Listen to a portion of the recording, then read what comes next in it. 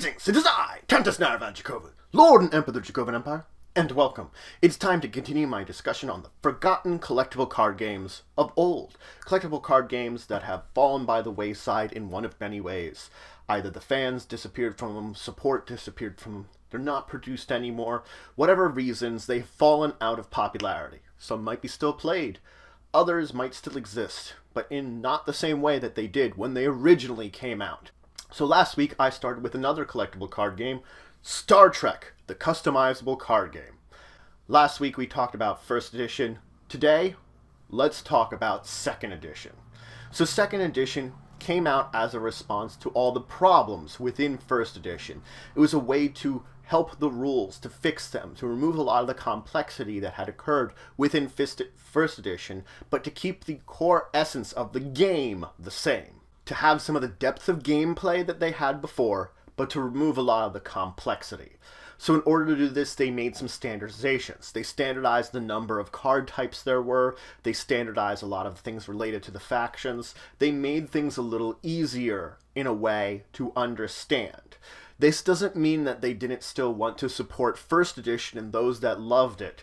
They made a number of cards that were, of course, backwards compatible with first edition. This did mean they did have to change some of the nature of a few keywords within the system, and there were a set of rules that came out for basically converting between second and first edition. Basically, they made it that the legacy folks could still have a connection to what's going on here, that they weren't being thrown under the bus. Overall, again, these card types are ones that are standard with first edition, and the gameplay did remain the same pretty much. Now, when they began to produce second edition, they had already established a lot of stuff during first edition, so it was actually very quick for them to put together a basic set that would represent everything they wanted to that had occurred over the course of first edition. They could put together something that would work very well. Unlike the first edition that they had before, rather than having 3 affiliations, they started with 6. Now, this is actually a little bit of arguable because they did have some basically non-affiliated things to fill in the gaps. And really with Federation, it could be argued that it was actually representing 2 different factions, one of Next Generation, one of Deep Space Nine, because they focused on those 2 shows when they came out with these 2. The other shows and other materials did exist, but they were basically the smaller support cards. They had less cards to them. They were made to basically help out the sets rather than focus on these basic shows as a whole. The number of card types was reduced to 7. Now, it's very important to note that when you were creating a deck at this point in time, you would need about 5 missions. Then you would have a separate smaller pile/deck of dilemmas, which you needed at least 20 dilemmas. We'll talk about this and how this is a change from before. The rest of your deck would consist of 35 minimum of all the other 5 card types. So the major changes, first off, were cost.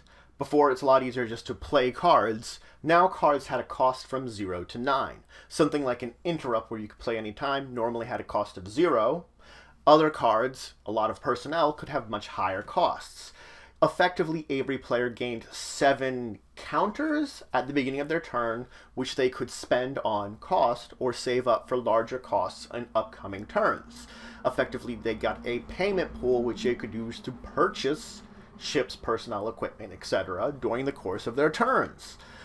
The other big change that occurred, of course, was dilemmas. Before, when we had dilemmas, there was this kind of lengthy seeding phase, which could last up to 15 minutes or more, and could actually add to some confusion about the game, which related to dilemmas, and this actually didn't help during tournaments. This way, we had this sort of dilemma pile, which you could quickly call upon a dilemma at a time, and it had a lot less of this confusion and problems when it came to creating the use of dilemmas. You could quickly kind of pull out a dilemma from the pile and use it as you necessarily needed to. It basically was made to streamline the activities of the dilemma. Now, here's where an important thing about the difference between second edition and first edition came about. First edition focused on your Trek sense. Basically, everything they did was made to feel like Star Trek. No matter what it did, no matter the gameplay cost, no matter the overall style cost, the overall way that the game was being played, it kept Star Trek style. On the other hand, second edition didn't focus on that. They focused on gameplay now. So gameplay was important in everything. So gameplay was streamlined. The Star Trekness generally could be there, but it wasn't the main focus anymore. They focused on the fact that you wanted to be able to play the game efficiently and funly and have a good time. If it's not perfectly Star Trek, tough. Now there was something actually interesting that came about as part of second edition.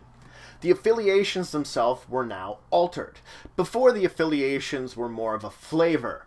Now, each affiliation was basically given a different way that they master and manipulate decks and gameplay to make them their own. When you would play a certain faction, it would play in a certain way. It would feel a lot more like the actual faction, and that's where it comes in.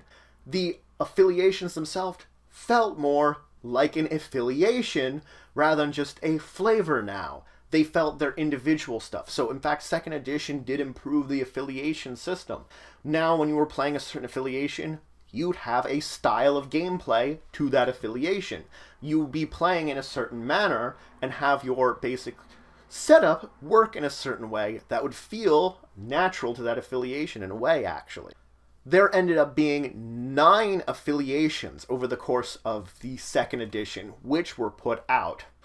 Now, there is a little more argument about these affiliations. These general affiliations all had a similar feel, but you could divide it up further. Like I was explaining, that Next Generation and Deep Space Nine could almost be separated out into their own affiliations in a way when it came to at least the Federation. They basically had more iconation. This iconation could further divide it. For one thing, this iconation would show the differences between the shows, reporting icons effectively that they would put, that they would say, this card is from this show, this card is from this show. There you go. Now we could divide it even farther a little way. Plus certain groups within things. For example, the Federation had a group called the Maquis. You would have it marked off that this was something Maquis. If you would to basically build a Maquis deck almost, you could because of it. So you can see there was some basically sub-affiliations within these affiliations to a way that they used reporting icons to basically match to. More or less, they made the icons and basically expanded the iconography. And then after that point in time, you can choose whether or not you're going to basically divide things down even more. Now, the game itself lasted from 2002 to 2007 and had 16 releases. This version of the game did allow for more than 2 players, and it was more or less made to play over the course of an hour. So we see we've already had improvements. The first release of it was the set called Second Edition. It had 415 cards. It was released on December 12th of 2002, and this was what started it all off. It did have 6 affiliations, but it also then released in 4 pre-constructed decks, basically material based on only 3 of those. It had 2 pre-constructed decks, one called Next Generation, one called Deep Space Nine. You can see where they focused. And then 2 other affiliations, Non-Federation, Klingon, and Romulan. These were basically the starter decks for your players for it came to second edition, basically introducing you to it. But it was also sold in 11 card boosters, which you could use to get more cards. After that, we go through those 16 releases until we get to the final one in 2007. What You Leave Behind was released on December 14th, 2007. 5 years of second edition. This 120 card set introduced many interesting concepts which were never quite completed or fleshed out. It was made to have more stuff after it when it was designed. So you can see it had interest. It was named after the final episode of Deep Space Nine. Almost a fitting end to the overall sets as they released. After this point in time, Decipher, the company that had been putting out the cards here, basically said they were discontinuing the line. They were done with it. After so long, after over a decade, over 13 years of releases, they were done. But this isn't technically the end, because though Decipher walked away from it, not everybody did. a specialized group that referred to themselves as the Continuing Committee after a group from within Star Trek basically went about to keep the game alive. They've been working to create virtual sets that people can use, that fans can enjoy. Decipher themselves has taken a step back from this and hasn't had any kind of public statement of support. But in a private side, the CEO of Decipher has said that he supports the continuing community. So this isn't a public statement. This is more on the private side, that they do technically have the support of the company that originally produced them. But that's it for today. I talked about the second edition of the Star Trek Customizable card game. So this edition basically came about because the first edition became bloated. And here's the important thing. First edition focused on Star Trek the universe, recapturing that essence of that universe in cards. Second edition focused on gameplay first. And there were some better Star Trek related things because of it. The affiliations felt more like them. But there were other things that suffered. We did reduce the number of card types to 7. We did streamline certain aspects of the game. We made it you could play with more than 2 people now. Second edition did so much to improve the game. But unfortunately, we probably had already lost a lot. It was a 5-year uphill battle against the legacy of first edition and the fact that it had been so long. It, in and of itself, had nearly been a decade before this came out. So it had a legacy that it was working against when it came out. It did a good job. It had a great number of releases. It had a great run all on its own. But this battle would be lost. Not to say there aren't fans out there. Not to say you might not be able to play. You very well could.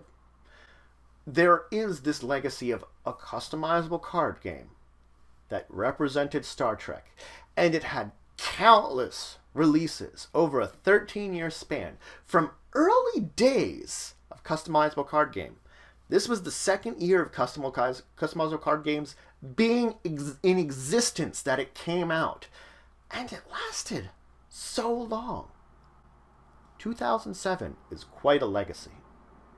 That's quite a period of time for a customizable card game to have an existence.